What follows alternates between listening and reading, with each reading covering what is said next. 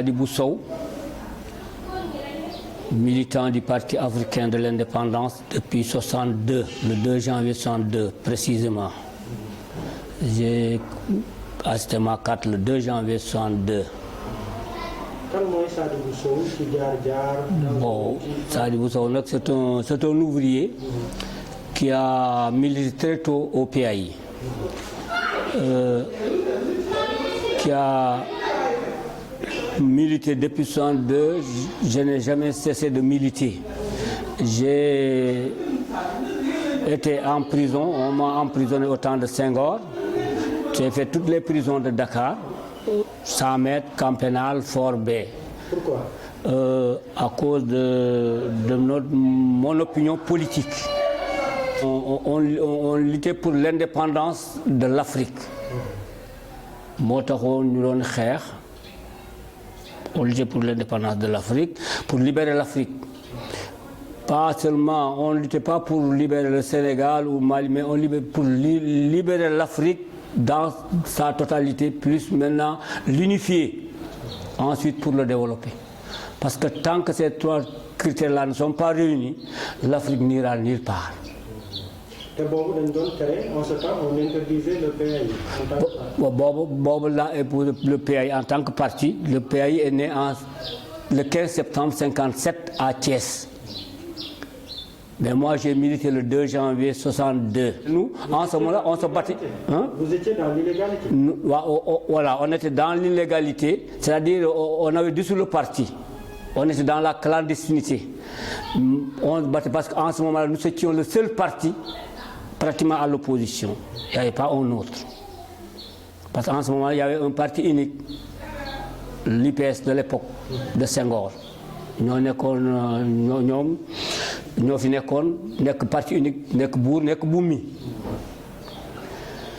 Loolu moo tax bi ñu jàppee ils nous ont accusés de vouloir déclencher le Macky. Ils nous ont arrêtés. Ils ont arrêté nos camarades à Tamba, à Ziguinchor, à Saint-Louis, même à Bakel. Il y avait des camarades qu'on a arrêtés partout. Il y avait une 75aine de personnes qu'on avait arrêtées. Et vous avez passé combien de temps dans cette prison? Bon, moi j'ai fait 2 ans et quelques jours en prison, dans les prisons. On a commencé d'abord au 100 mètres, ensuite nous déplacé ñu foofu yóbbu ñu camp pénal, jëlee ñu camp pénal yóbbu ñu Fort B. Camp pénal ba ñu fa nekkee ñoo fa nekkandoon ak Makhtar Mbow bi nga ma bëgg a laaj ay mbiram ñoo fa nekkandoo woon ak 3 de ses camarades. Moom lu ko fa dugaloon moom tam? Moom lu ko fa dugaloon? Moom it politique moo ko fa dugaloon. Il était pra-Sénégal. Pra-Sénégal la woon. Xam nga ñoom en 58. Quand on parlait de l'indépendance,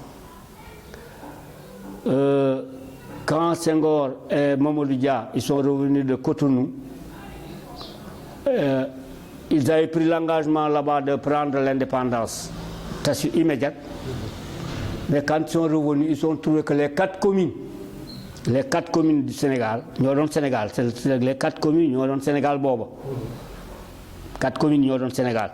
4 communes yooyu ñoo liggéey pour dire que demuñu indépendance tey demuñu indépendance ëllëg. Nous sommes français et nous restons français.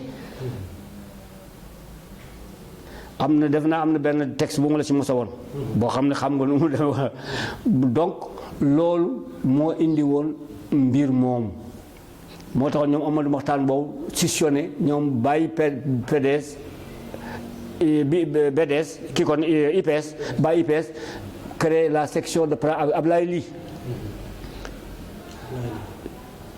Ils ont rejoint les indépendantistes, c'est-à-dire les porteurs de pancartes que tu entendais. Ils les ont rejoints pour demander l'indépendance. On les a arrêtés lors des élections de 63, pra-Sénégal contre l'IPS. C'est là qu'ils ont arrêté. Ñu fekk leen prison. waaw ñu fekk ñu prison. Alors, yaa ngi ko doon wax léegi Amadou Mahtar Mbow moom lan nga jàpp ci moom. Bon, Amadou Mahtar Mbow, bon, li ma jàpp ci moom, c'est un grand intellectuel, d'abord, et c'est un patriote aussi, parce qu'il a participé dans toutes les luttes de l'époque pour la libération du Sénégal. Il cherchait à libérer le Sénégal. parce que ñoom jot sa réew lañ doon wax PA yi moo doon wax moom sa réew. moo tax bi De Gaulle ñëwee fii ba mu jógee aéroport ba bi muy dégg Paras Protet moom sa réew rek la doon dégg parce que ñooñu booba ils n'ont pas encore organisé parce que leur section ñoom ils sont affiliés à PRA Sénégal bu Djibo Bakary bu Niger. ci la ñu affilié woon mais monté guñu woon seen section ñoo ngi ko monté le 20 septembre 58 à Rufisque. loolu moo tax ku mel ne Mbaye Jacques Diop ñooñu mën a wax ci porteur de pancarte parce que ñu naan fekke wu ko dañuy wax lu leen neex fekke na ko. parce que Amadou Mokhtar Mbow ci loolu la nekkoon. yàgg na xeex pour en tout cas dans l'intérêt du pays. waaw c'est un patriote. waaw c'est un patriote quoi qu'on dise. kon waroo sori ak Amadou Mokhtar Mbow. nun moo la war a mag mais xëy na warut a bëri. waaw non magee na ma 16 ans. parce que loolu man c'est 84 ans moom il a 100 ans. kon yow bi mu lay fekk prison vous étiez encore jeune. waaw moi j'étais jeune. Moom il est adulte.